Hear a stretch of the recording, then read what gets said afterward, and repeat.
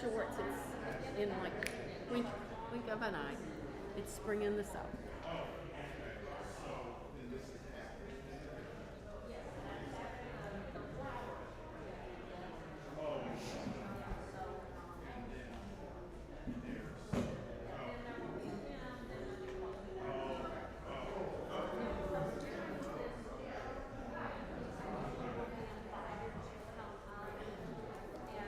Get one of these. Thank you.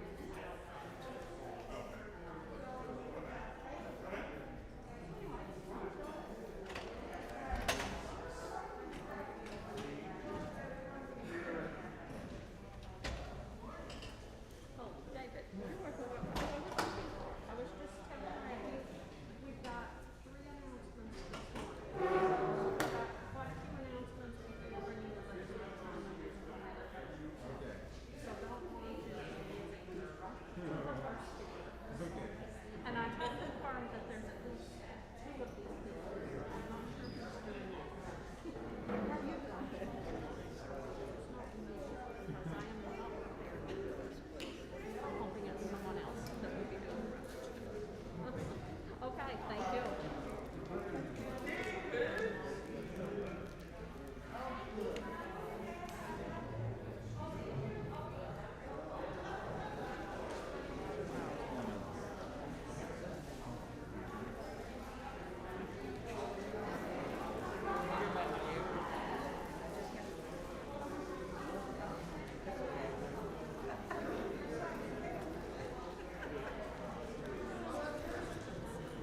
Good morning.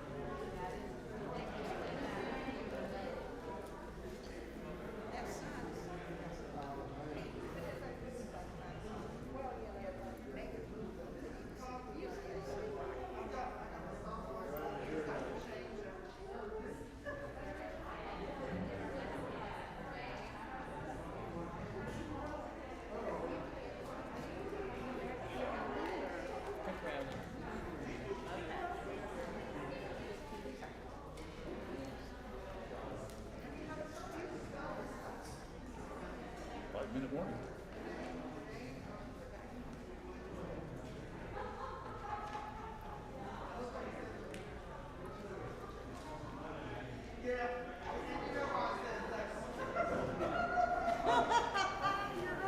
So they're taking May off and going to Scotland tonight. Practically training. So I said, oh, that sounds like fun. And I was walking around the communications building earlier this week. So I talked to Steve. I said, you've been to the UK? What's your good part of in Dublin? And he said, any of them. So I said, well, we're going to Ireland and to Scotland. So I said, oh, you go to Scotland. There's a little town up there called Dunhill or something. Somebody's music pub that I went to once for an hour and then stayed for 3 days. So I'm going to change it over. So I started looking it up. Turns out it's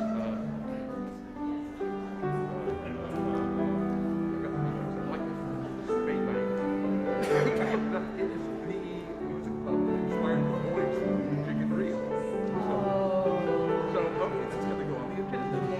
And we were driving kind of close to it anyhow, so Jerry said, okay, we'll find a place that we can do that. I just thought that was a very Knoxville sort of a thing going on there.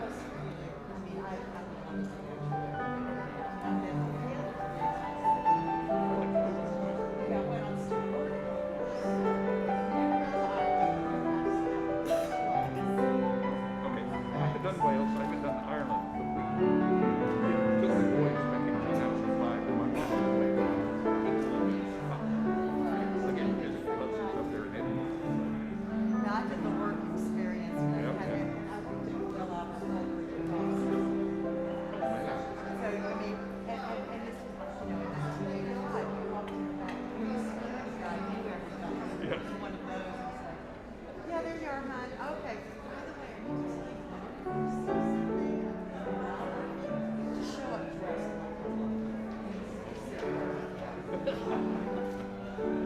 like I saw Japanese kabuki theater sitting in a private box.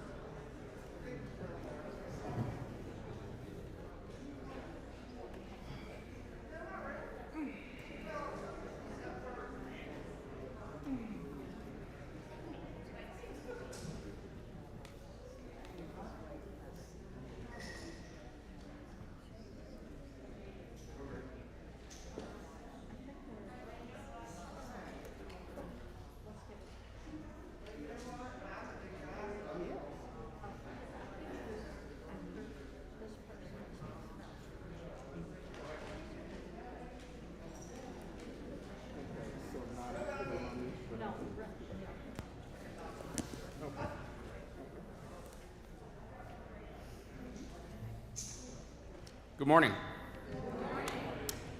My name is Ryan McBee, and I am the president of the board of the Tennessee Valley Unitarian Universalist Church, and I would like to welcome you on behalf of the board and the program council. You are welcome here, whoever you are, wherever you are from, and wherever you are in your journey. We extend a special welcome to those who are visiting us today. If you would like to learn more about us, please fill out a visitor information card in the pocket of the seat in front of you, and then drop it in the collection plate in the front of the sanctuary or at the welcome table in the lobby. We'll be in touch with you soon. If you or your family are interested in our youth religious education program, Miriam Davis is available in the lobby to answer any questions. And if you have any questions for the board or any other church entity, please feel free to email the board at board@tvuc.org. Have a couple of announcements this morning. The first is related to our COVID policy. Effective May 1st, 2022, TVUC will be operating under a new COVID-19 reopening policy. This policy was crafted by the COVID-19 task force and voted on and approved unanimously by the board and is supported by the executive leadership of the church. Under the new policy, the church will use the CDC's COVID-19 community level metric to assess local community risk. Levels can be low, green, medium, yellow, or high, orange. This 3-level risk assessment tool replaces our previous use of COVID Act Now's 5-level metric. At each level, the framework provides recommended COVID-19 mitigation measures for indoor and outdoor large group and small group activities at the church. The framework also provides guidance about when and how to step up or step down COVID-19 risk reduction strategies when community levels may change. And what that means, Knox County's current risk level is low. At this level, the new framework states that masks are encouraged but no longer required in indoor spaces, including worship services, and there are no other COVID-19 restrictions in place. But the Liturgy Crozier French Room will be available as a designated viewing space during Sunday services for those who would prefer to be only with others who are vaccinated and masked. We will continue to provide live stream services for those who prefer to watch from home, and these changes will take effect starting next Sunday, May 1st. People have different levels of comfort with these changes, and it's important that we all recognize and respect the varying levels of comfort. People may choose to mask at any time, even if masks are not recommended at that risk level. In addition, per the CDC, anyone with symptoms, a positive test, or exposure to someone with COVID-19 should wear a mask regardless of community risk level. Masks protect others as well as ourselves. Some of us are not and cannot be vaccinated. Some of us are immunocompromised or live or care for someone who is. People may also have differing levels of comfort with physical closeness.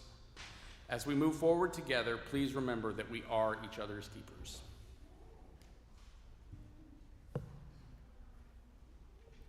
We have a few other announcements this morning. The first is that the TVUC Endowment Fund Committee is proposing numerous and significant changes to the Endowment Fund Charter for consideration at the June 12th congregational meeting. If you'd like to learn more or have already read the proposed draft charter and would like to offer your feedback, please meet Greer Novinger and other members of the Endowment Fund Committee immediately after today's service on the patio next to the Greg McKendry Fellowship Hall, which, by the way, is one of the projects made possible by the earnings from the Endowment Fund. And we have a couple of announcements from Heather.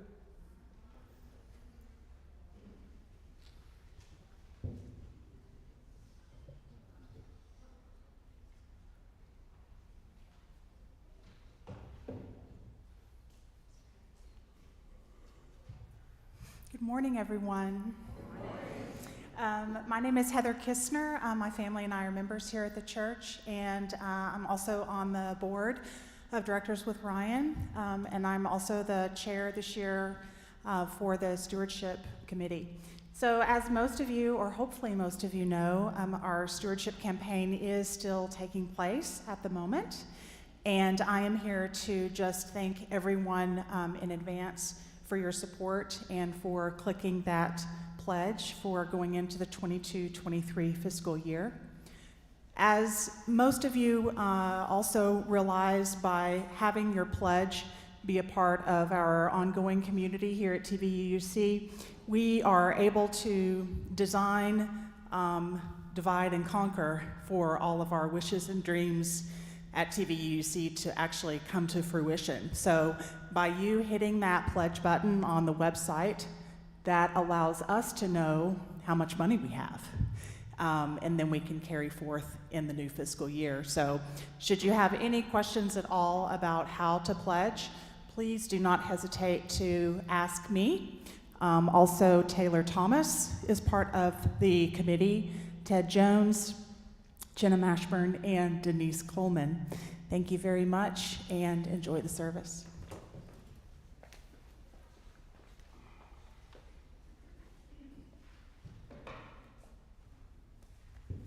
Is Lily in here? Okay. Please refer to your order of service to find announcements or events at TVUC this week, and the order of service contains a complete schedule of church events for the coming week. You can also find our calendar of events located on the church website at tvuc.org. Now please silence your cell phones as we enter into worship together.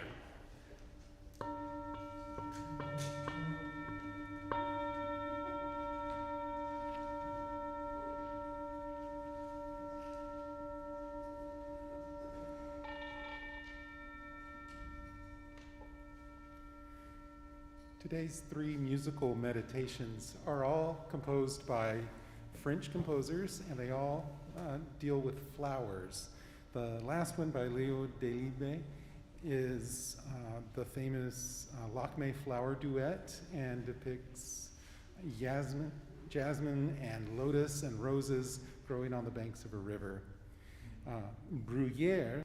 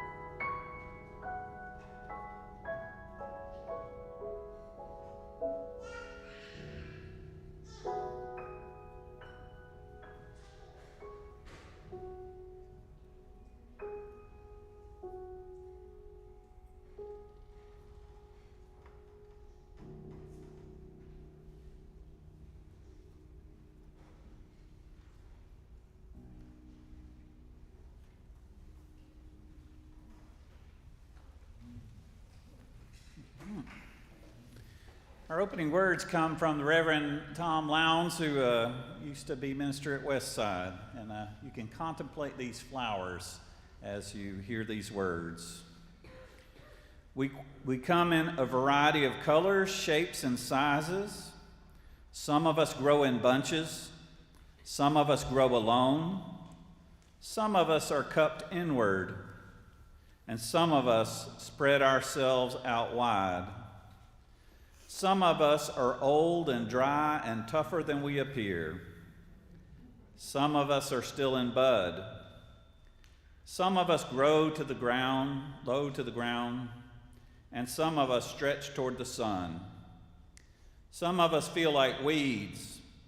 Sometimes some of us carry seeds. Sometimes some of us are prickly.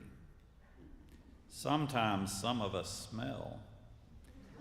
and all of us are beautiful. What a bouquet of people we are. Come, let us worship together.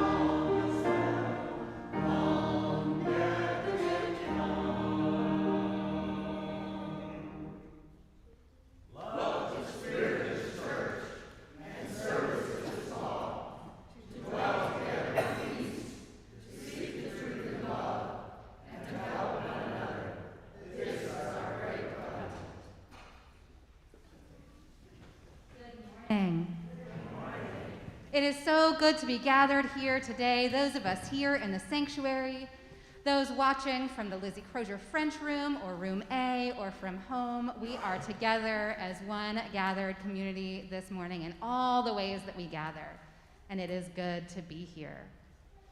So some of us have experienced a flower communion in a UU church before, and for some of us it is our first one. And when we have our flower communion service, we like to talk a little bit about why we do this and where it came from. So the story I'm going to share this morning is a true story about the origin of our flower ceremony. And this story begins in 1923. Is there anybody here who's really good at math? How many years ago was 1923? How many? 99 years ago. We got to remember this for a big 100th anniversary celebration next year. 99 years ago, in the city of Prague, in what was then known as Czechoslovakia, there was a church.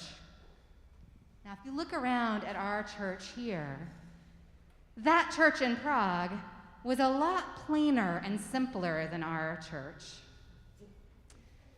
Didn't have beautiful windows that looked out on the gardens. It didn't have a beautiful, huge organ like this one to play music. It didn't even have a piano. It didn't have stained glass like some churches do. It didn't have cushioned chairs. There were hard wooden chairs in a simple room, and that was pretty much all it had. And this was a Unitarian church in Prague, and it did have people. Are there some people here in this church? Wave your hand if you're a person. You at home too? It did have some people, and it had a minister. And the minister of that church was named Norbert Čapek. And he had been the minister of that church for 2 years. And many of the people in that church had come to the Unitarian churches that Norbert Čapek had founded from other church communities earlier in their lives that they had felt were not quite the right fit for them.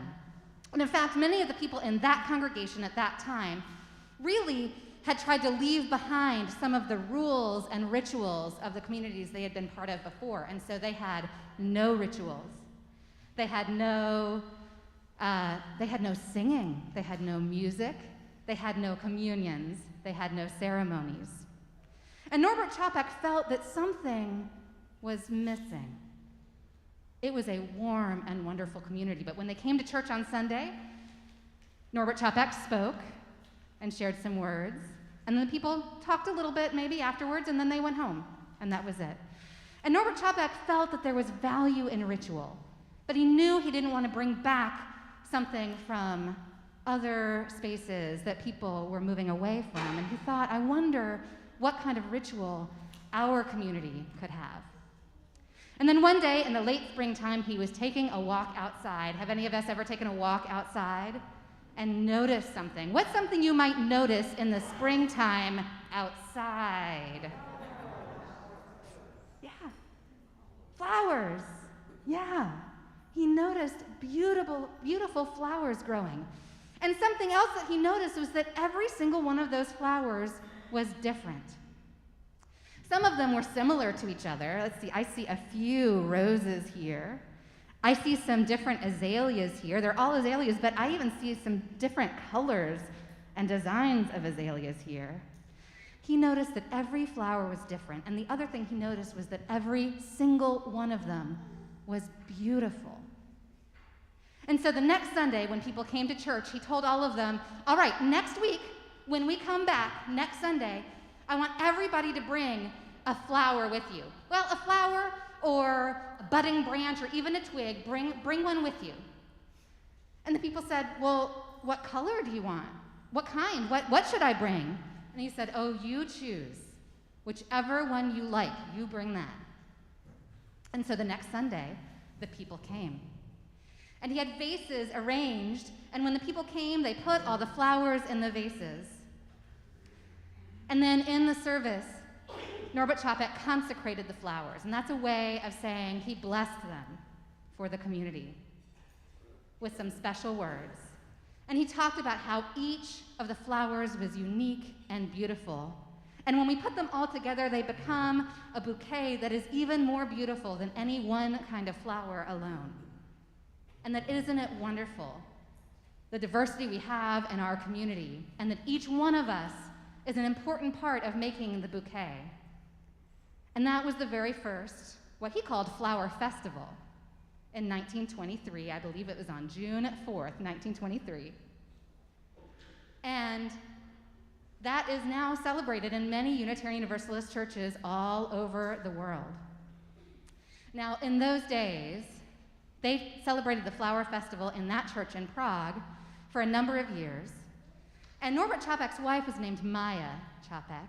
And in 1940, she traveled to the United States to help organize some relief, some help for refugees as World War II was taking hold in Europe.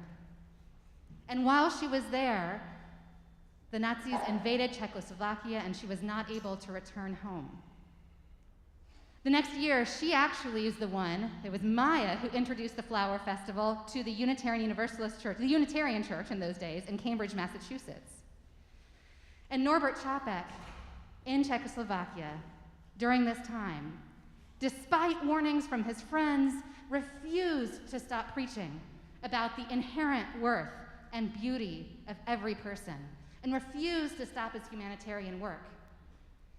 And so, he was arrested because it was determined, as records show, that his message of inherent worth was too dangerous to the Reich. And Norbert Chapek lost his life in a concentration camp during the war.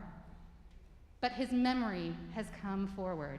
And we celebrate this thanks to Norbert Chapek, thanks to Maya, who brought it to the United States, every year since then. And it has a little bit of a TVUC connection too, because our very own first called minister, Richard Henry, wrote the biography of Norbert Chapek that has helped keep his story alive. And we have a copy of it here at the church. I didn't think to grab it this morning, but it is in our church library. And so we remember Unitarians and Universalists who came before us, as well as those of us gathered here today, those of us who have been here for many decades, those of us who are here for the very first time, those of us who are small people, those of us who are a little bit larger and a little bit older, all of us are an important part of the community we create together. And that is why we continue to celebrate the Flower Communion in our community.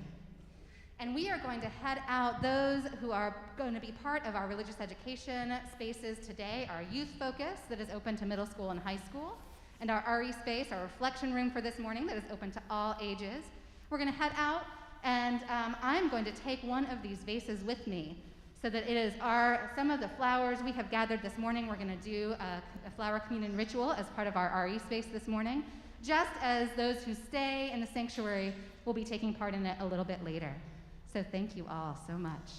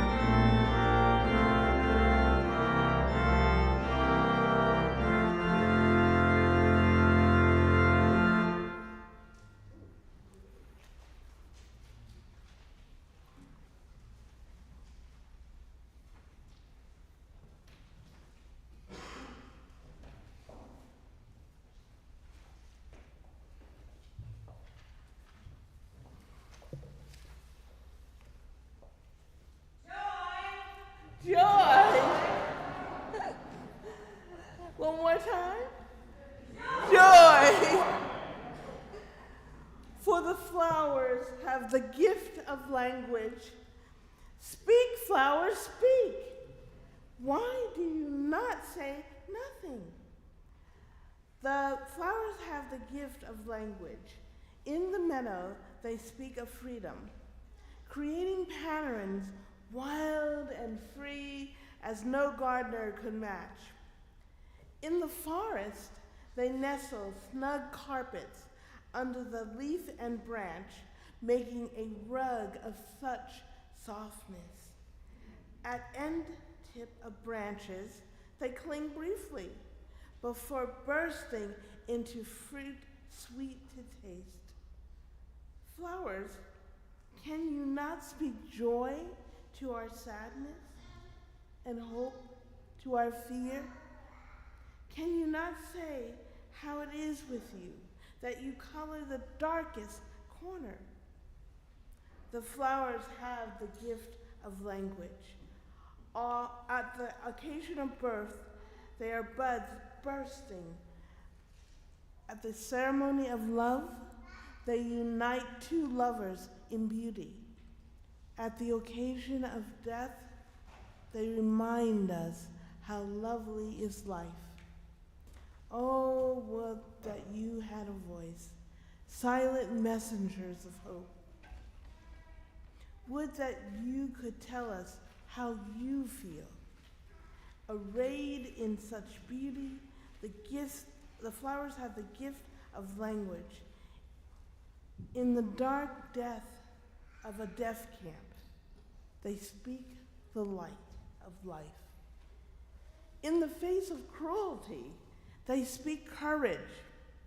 In experience of ugliness, they speak the persistence of beauty.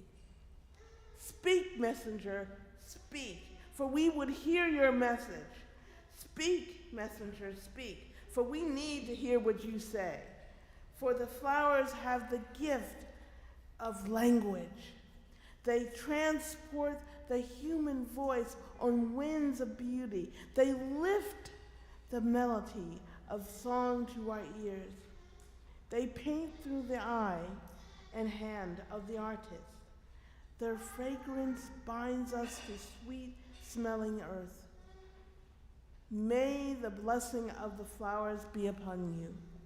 May their beauty beckon you each morning, and their loveliness lure you each day, and their tenderness caress you each night. May their delicate petals make you gentle, and their eyes make you aware. May their stems make you sturdy, and their reaching make you care.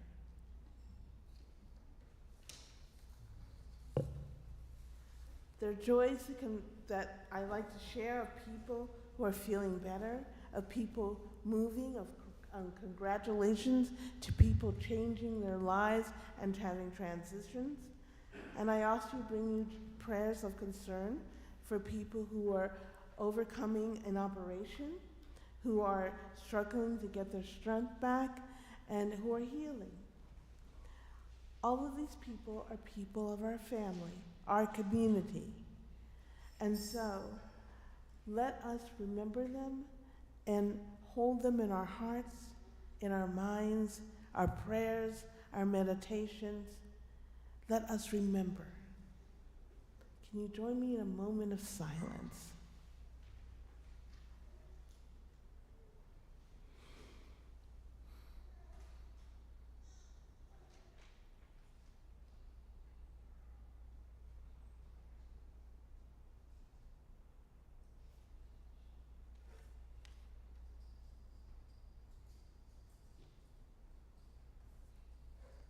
So may it be.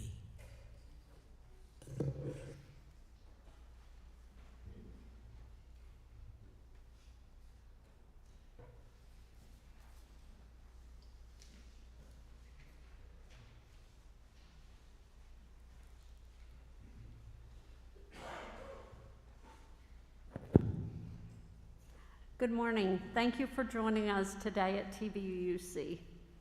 I am actually going to take this mask off while I'm up here so you can hear me a little better.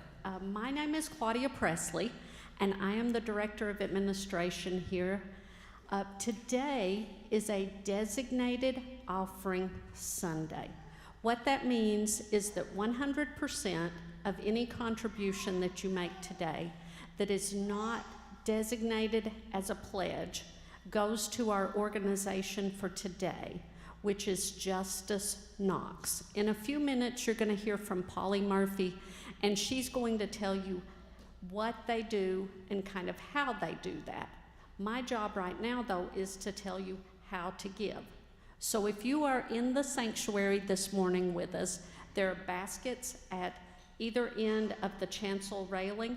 You're welcome to drop in cash or a check as you leave. There's also a kiosk in the lobby where you can pay by debit card or check.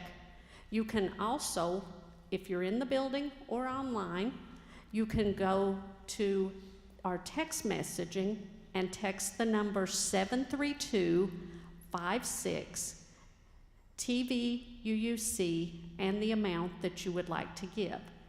You can also use your Realm account if you're online, sign in there, and you can give that way. So once again, thank you for joining us. Have a wonderful day. Polly is going to come now and tell you about Justice Knox.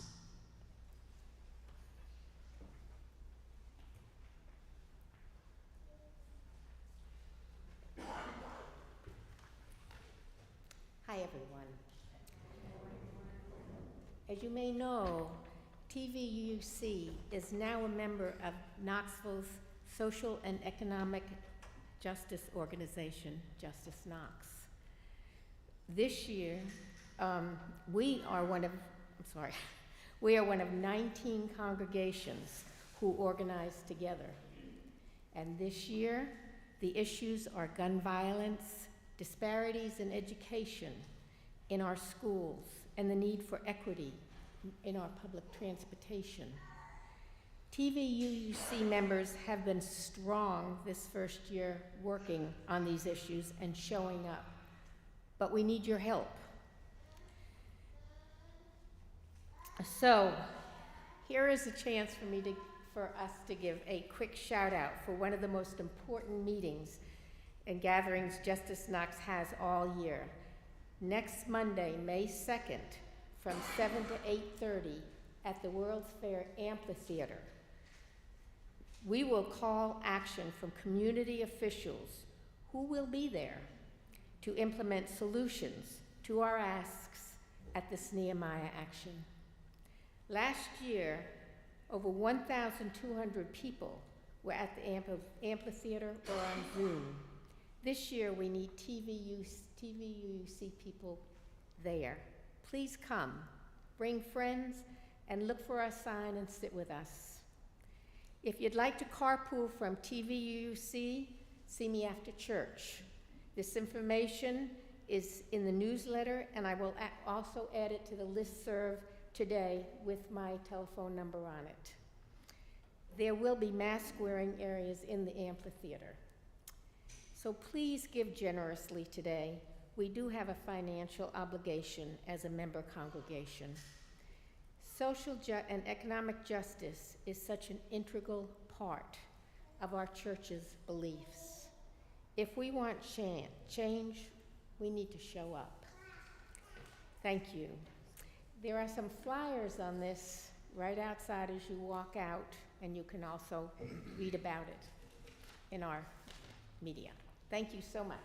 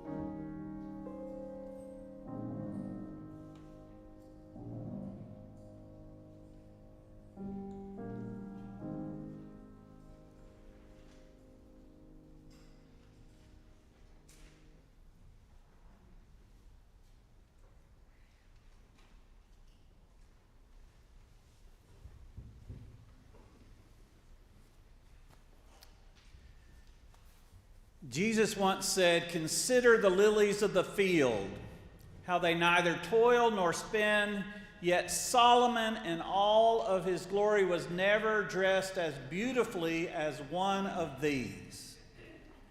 Of course, the Buddha took an even simpler approach. He once gave what tradition calls the flower sermon, where he stood before a large gathering of people, and all he did was simply hold up a flower. He did not say a word. He did not utter a sentence. And yet it said in all of the thousands of people that were there was one person who reached enlightenment. Now, probably no one else there knew what he was trying to say. And I have to be honest, I'm not entirely sure I know what he was trying to say. But he might have been trying to say something that Ralph Waldo Emerson once wrote. He wrote, "The roses under my window make no reference to former roses or better ones. They are what they are. They exist with God today. There is no time to them. There is simply the rose. It is perfect in every moment of its existence." As someone who spent 3 years in theology school that was not without its tedium, I can say that the history of religion is full of references to former roses, to the prophets and the priests and the preachers of the ancient past. Along these lines, I once had a friend who went to one of the more historic churches in our own denomination, and she was really excited about going to this church. She was so excited, and yet when she came back from church, she was terribly disappointed. And I asked her why she was disappointed, and she said, "Well, I went there and I got the impression that this was a group of people who worshiped their own antiquity." Ouch. Ouch. And yet, this is one of the great challenges of any church or any denomination with a noble history. To avoid the temptation to worship our own antiquity, to worship our own history. The poet Emily Dickinson once wrote a poem called Mayflower, where she asked us to put our reverence for the past in its appropriate perspective. She wrote, "Pink, small, punctual, aromatic, low, covert in April, candid in May, dear to the moss, known by the knoll, next to the robin in every soul. Bold little beauty bedecked with thee, nature forswears antiquity." Nature forswears antiquity. When we walk through a garden in springtime, we don't see the former roses, do we? We see the flowers that are blooming today. The color and variety of flora preach to us with their mere presence, saying, "Live now. Live now. Forswear antiquity. Live today." I hear some living today right now. Have you ever noticed that there are very powerful women are often named after flowers? Susan B. Anthony, who launched the women's rights movement so instrumental in gaining women the right to vote. Susan is the Hebrew word for lily. Gives a whole new meaning to that phrase. Consider the lilies of the field. Rosa Parks, who launched the civil rights movement by refusing to give up her seat, beginning the Montgomery bus boycott that would lead to so much fundamental change. Rosa is Latin for rose. And Viola Liuzzo, the Unitarian mother of her children who came down from Detroit to contribute to the civil rights movement, to help people register to vote, who became a martyr to that cause. Viola is Latin for violets. Recently, I was reading an article about a young Muslim climate change activist from Michigan who's instrumental in organizing young people who are people of color, and she lives not far from Flint, so the issues are close to home because Flint, Michigan, as you know, the public water supply was poisoned through lead poisoning. So she's organizing young people to confront and challenge the status quo and work for change. She once told a reporter, "The climate movement, young people have been fighting for their lives. We're disrupting the status quo, so we cannot go around doing business as usual. We have to literally dismantle the systems in place, so it's not going to be comfortable." Her name is Zainab, which is Arabic for flowering tree. The flower can be a revolutionary symbol. In the Ukraine, the flower crown that was so often associated with weddings and family celebrations is now a symbol of resistance to oppression. The flower can be a revolutionary symbol. In Hinduism, it is believed that flowers have a likeness to God. The lotus is associated with the goddess Lakshmi, the red hibiscus with the goddess Kali, and the palace with the goddess Saraswati. Now, the ancient French word for likeness to God is Michel.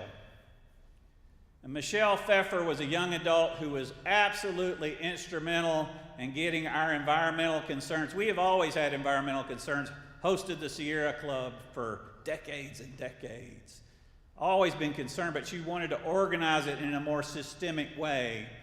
And there's been great work done since 2005 when she got it started. If you walk along our grounds, you can go to the community garden where Barbara Lamb, the current chair of environmental concerns, is a big organizer.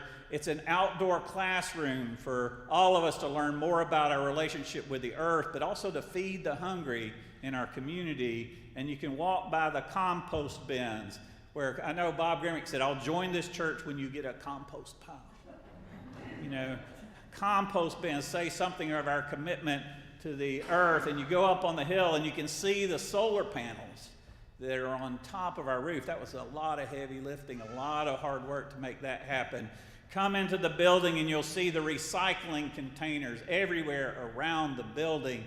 What you may not see is the efforts to use natural light to reduce our carbon footprint. And a lot of rewiring. I know because I was in the rooms when it was happening sometimes.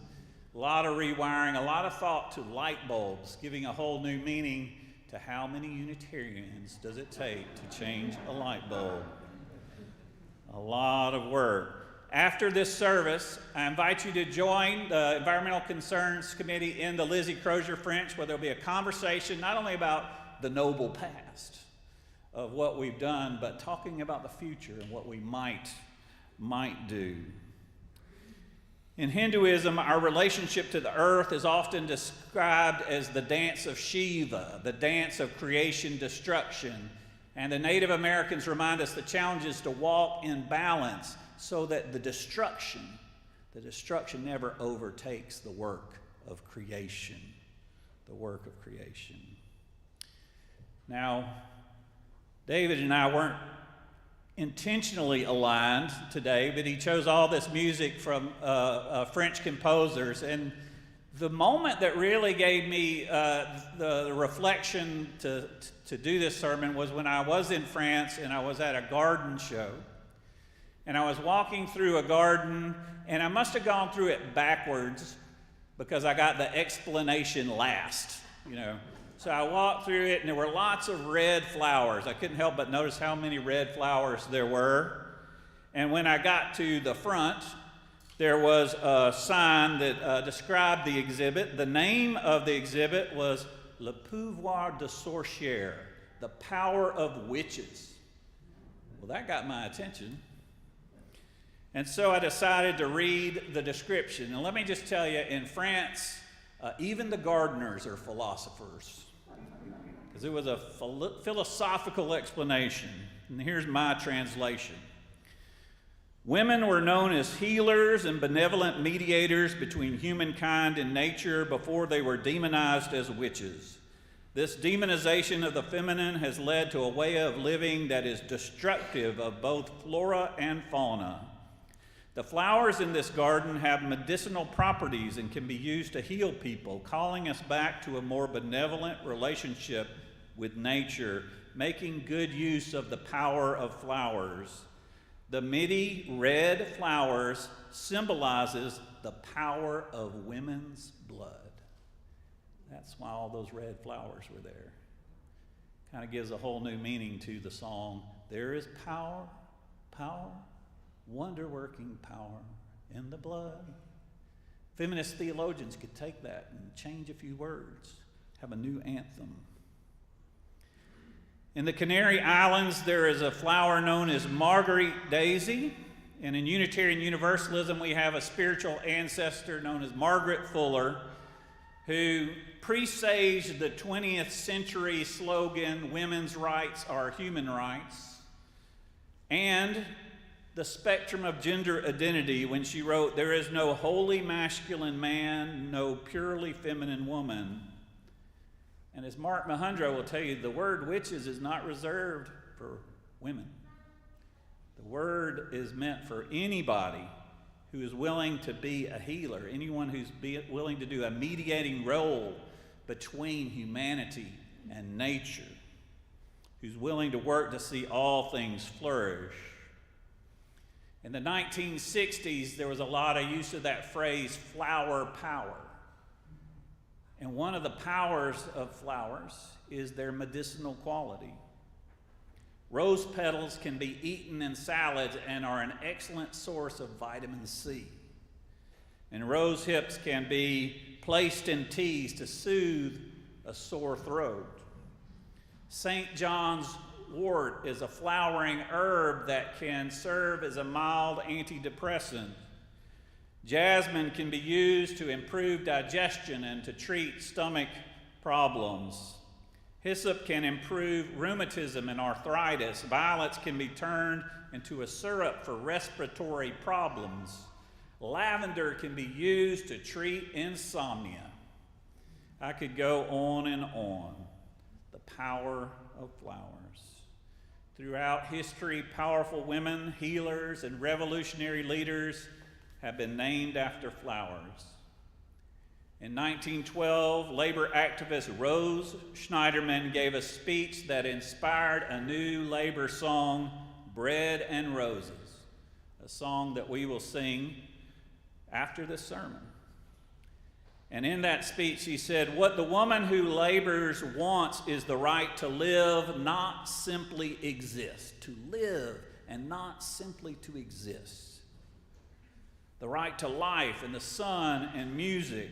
The worker must have bread, but she must have roses too."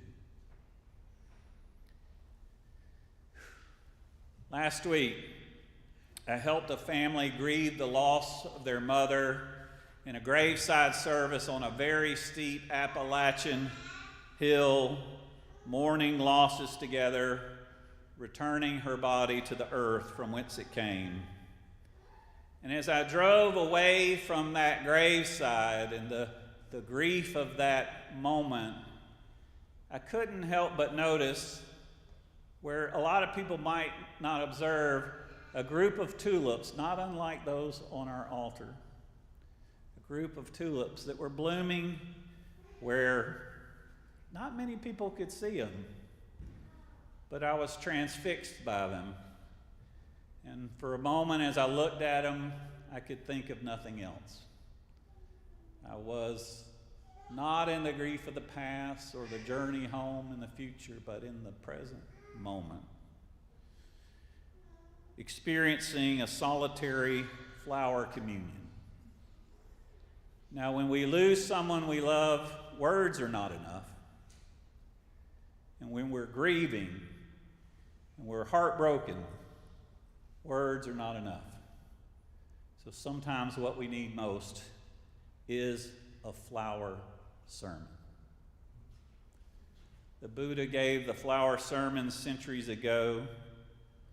You may not know this, but the word Buddha has the same roots, the etymological roots, as the phrase to bud, to blossom, to bloom, to flourish. So, consider the lilies of the field, and the roses, and the violets. Consider the trillium, the iris, and the columbine. Consider the blue phlox and the flaming azalea, the morning glory and the wild hydrangea. Consider the tulips, and choose to live today. So be it.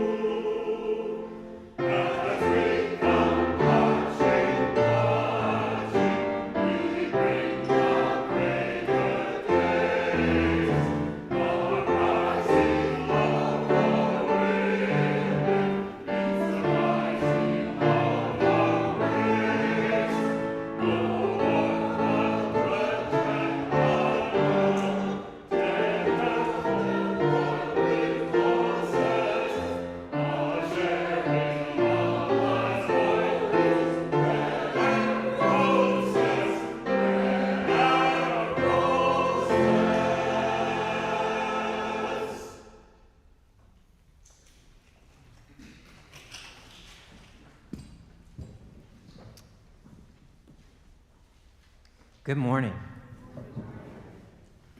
Now is the time in our service for the actual ritual of the flower communion. But before we get started, I want us all, wherever you're sitting, to turn and look at one of the cameras back there, or that camera back there, and get where you can see it and kind of make eye contact with it. And in a minute, we're all going to wave to the folks who are with us, who are remote, and we are going to say, "We are here together." On the count of 3. 1, 2, 3. We are here together. So, for those who are joining us remote, I've got a little bit of logistics for just a second. If you're joining us remotely for this service, in the comments of the Facebook and the YouTube streams, as well as on our Facebook page at facebook.com/TVUUC, we have a post where you can share a photo of your favorite flower, a photo of a flower you see today, or name someone who is on your heart or mind this morning. And we'll also invite those who are present in the sanctuary here this morning after the service to go online and share a photo as well if you feel so led. This ritual reminds us how important it is for each of us to address our world and one another with gentleness, justice, and love. In a moment, you'll receive a flower, and I'll talk about the logistics in just a second. But as you receive your flower, note its particular shape, its beauty. Remember to handle it carefully. It is a gift that someone else has brought to you this morning, and it represents that person's unique humanity, and therefore deserves your kindest touch. All right, now here come the logistics. All right, in a moment, we're going to have everyone rise. Just a minute, not yet, not yet. In just a minute, we're going to have everyone rise, and we're going to divide it right down the center. Folks over here, you're going to go out this way, go out this side, come down this side over here, grab a flower, exchange it with another person, and go down the center aisle back to your seat. You got it? Out that way, down the center aisle, and out that way. Okay? Over here, you're going to rise. You're going to go out this way, come down the front, down the center aisle, and back to your seat. This is just to help us kind of flow together this morning. And if we run out of folks on one side or the other, we'll work through it. All right. I would like to invite you now to rise and body your spirit. These are the words of Dr. Čapek's flower communion. When Dr. Čapek conducted his flower communion in Prague, he would say this proverb as he consecrated the flowers. And this morning, we consecrate our flowers in the same spirit. Infinite Spirit of life, we ask thy blessing on these thy messengers of fellowship and love. Blessings on these flowers. May they remind us, amid diversities of knowledge and of gifts, to be one in desire and affection, and devotion to thy holy will. May they remind us of the value of comradeship, of doing and sharing alike. May we cherish friendship as one of thy most precious gifts. May we not let awareness of one another's talents discourage us or sully our relationship, but may we realize that whatever we can do, great or small, the efforts of all of us are needed to do thy work in this world. The flower communion will now be held.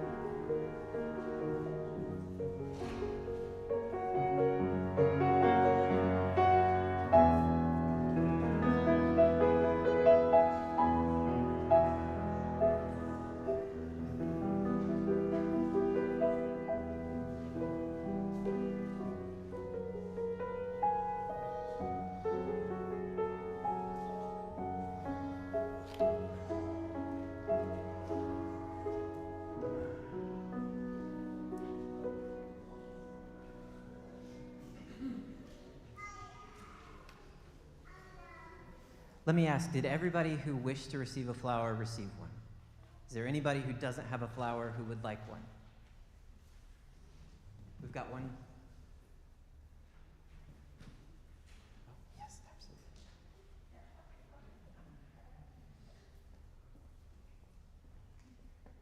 Anyone else? All right. I'm going to ask you to rise one more time, embody your spirit. And join me in this prayer that was offered also by Dr. Chapek during the flower communion. In the name of Providence, which implants in the seed the future for the tree and the hearts of men and women and people, the longing for people living in love, in the name of the highest, in whom we move and who makes the mother and the father and the parents and the brothers and the sisters and the siblings what they are, in the name of sages and great religious leaders who sacrificed their lives to hasten the coming of peace and justice, let us renew our resolution, sincerely, to be siblings regardless of any kind of bar which estranges us from one another. In this holy resolution, may we be strengthened, knowing that we are God's family, that one spirit, the spirit of love that unites us, and may we endeavor for a more perfect and more joyful life. Amen. Amen. You may be seated for our musical benediction. Oh,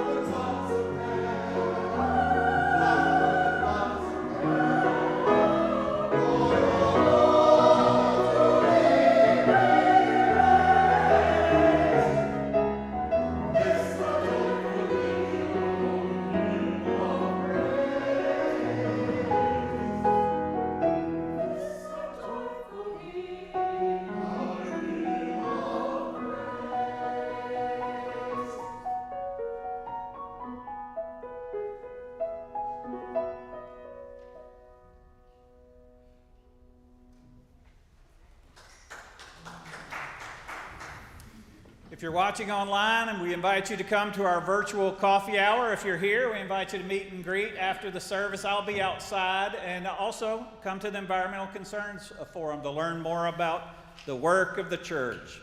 In the spirit of the meaning of that word Buddha, let's work together to create a world where everyone will bud, everyone will blossom, everyone will bloom. Prophetic Church, the world awaits that ministry. Go forward in the power of love. Proclaim the truth that makes us free.